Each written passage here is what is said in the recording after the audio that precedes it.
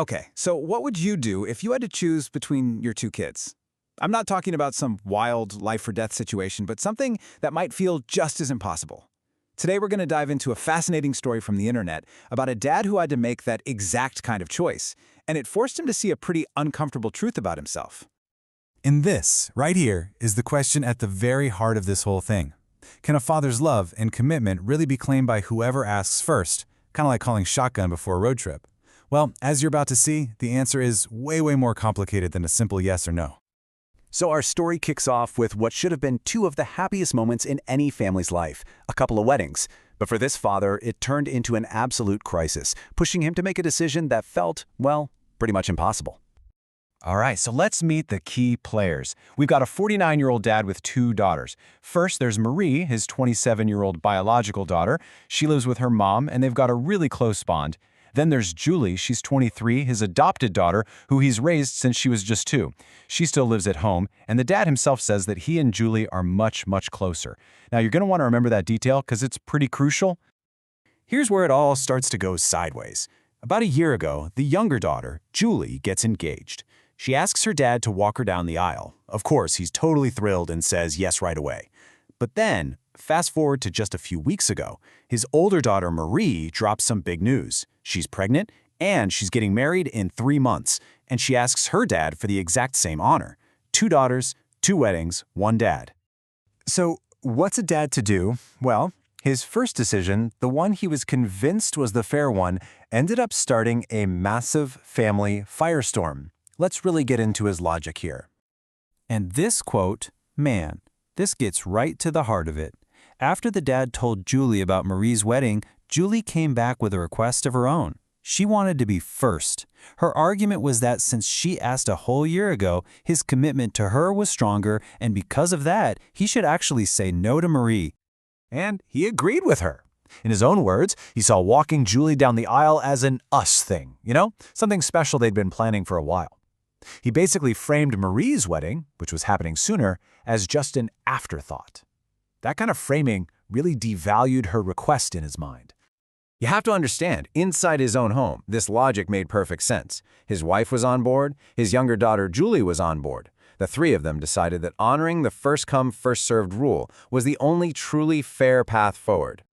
But outside that little family bubble, the reaction was an absolute explosion. Marie was heartbroken, his ex-wife was furious, and other family members started calling him a deadbeat. He was totally confused, drowning in guilt, and so he turned to the one place you go for a brutally honest opinion, Reddit's Am I the Asshole forum. And let me tell you, he had no idea what was about to hit him. When you ask thousands of complete strangers on the internet to judge you, you're going to get a judgment. And the internet, well, it did not pull any punches. So real quick, on this particular corner of Reddit, they have a shorthand for their verdicts. The most famous and the most brutal one is YTA. It stands quite simply for, you're the asshole. And the verdict was just overwhelming. I mean, comment after comment, thousands of them, all came back with those same 3 letters, YTA. The judgment was swift, it was brutal, and it was pretty much unanimous. The comments just immediately started tearing his logic apart. You can just feel the disbelief in this one, right? This person is mocking the idea that a father's love is something you can call dibs on, like it's the last slice of pizza. It just highlights how childish it all sounded. And then there were comments like this one that didn't just mock him, they went right for the jugular. This person flat out rejected his whole idea of fairness and just called it what they saw, blatant favoritism. They pointed out that he wasn't just choosing Julie, he was letting Julie dictate his entire relationship with his other daughter, Marie. So, if you boil it all down, the community's arguments were incredibly consistent.